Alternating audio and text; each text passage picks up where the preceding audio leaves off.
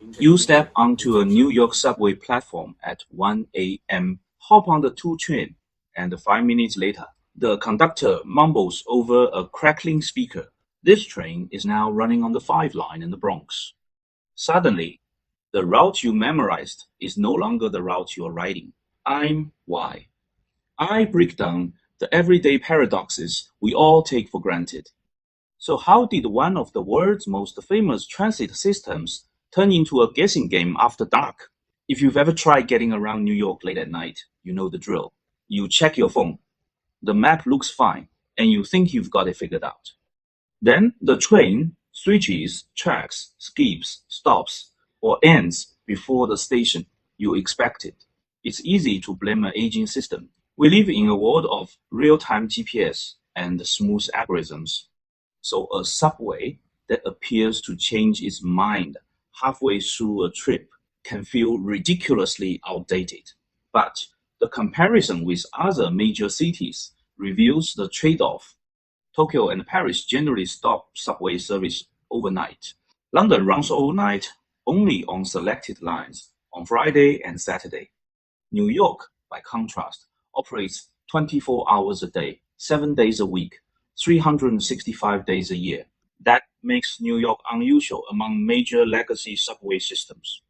The confusing midnight route is not always evidence of incompetence. Often, it is the visible result of a difficult engineering question. How do you repair and modernize a century-old network without closing the entire system every night? To understand how New York arrived at this problem, go back to the 27th of October 1904, when the city's first underground subway opened. The original subway was not simply a private corporate project. New York City financed and owned the line, while a private company, the Interborough Rapid Transit Company, or IRT, built and operated it under contract.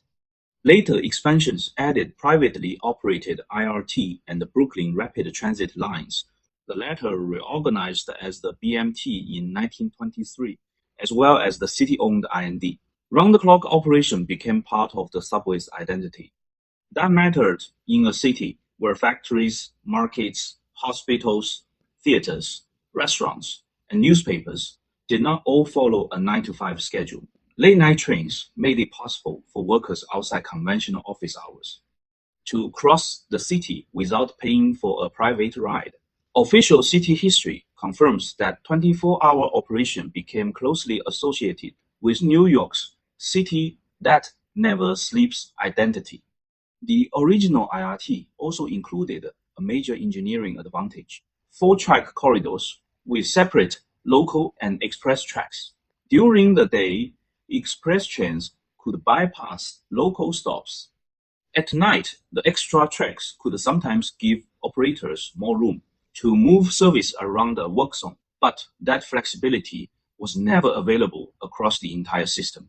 On corridors without spare parallel tracks, major work can leave operators with far fewer choices. Steel rails wear down, signals age, switches fail, drainage systems collect water and debris, tunnels, stations, power equipment, and communication systems all require inspection and replacement. Subway systems that close overnight can create regular network-wide windows with no passenger trains on the tracks. New York does not have that same system-wide pause. Instead, the MTA creates smaller work windows. It may reroute a train onto a compatible line, make an express train run local, make a local train skip stops, split a route into separate sections, close part of a line, or replace trains with shuttle buses. Fast Track is one version of that strategy.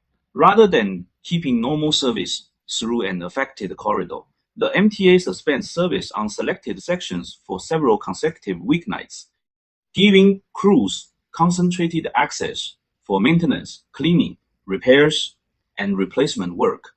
That distinction matters. The system does not stay fully open in every place at every moment. It keeps the network operating as a whole by temporarily sacrificing service in specific places. A 2 train can be rerouted onto part of the 5 line, Another train may use an express track and skip local stations. On some sections, service may disappear from the work zone entirely, while passengers transfer to another route or shuttle bus. To someone standing on a cold platform at 1 a.m., it still feels like chaos. Behind the scenes, however, planners are trying to isolate enough track for crews to work while keeping the rest of the network moving. Not every late-night delay, confusing announcement, or last-minute change is an unavoidable consequence of round-the-clock service. Communication failures and operational problems remain real problems, but many planned overnight diversions reflect the maintenance trade-off created by a system without a nightly network-wide shutdown.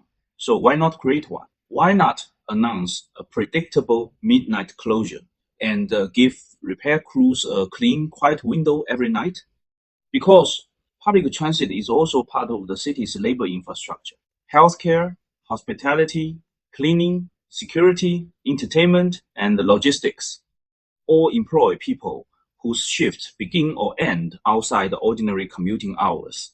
New York City Comptroller research has found that off-peak transit problems disproportionately affect lower-income workers, immigrants, and employees in sectors that operate outside the traditional 9 to 5 schedule. For many of those workers, ride-hailing every night can be prohibitively expensive.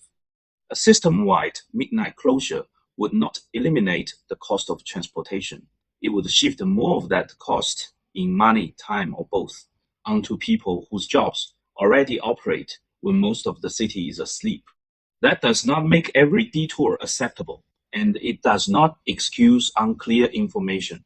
Riders are still entitled to accurate schedules, understandable announcements, and realistic alternatives. But it explains why New York's solution looks different from that of a city that shuts its subway for several hours every night. The cryptic notices, skipped stops, and temporary reroutes are sometimes the visible cost of maintaining infrastructure while preserving some form of overnight mobility. The engineers and track crews are not literally replacing a jet engine at 30,000 feet, but the comparison captures the constraint. They are repairing one part of a moving system while trying to keep the rest available. So the next time a midnight train drifts onto an unfamiliar route, you still have every right to be annoyed. But the detour may not mean the machine has simply broken. It may be evidence of a subway trying to repair one section without turning off the entire city.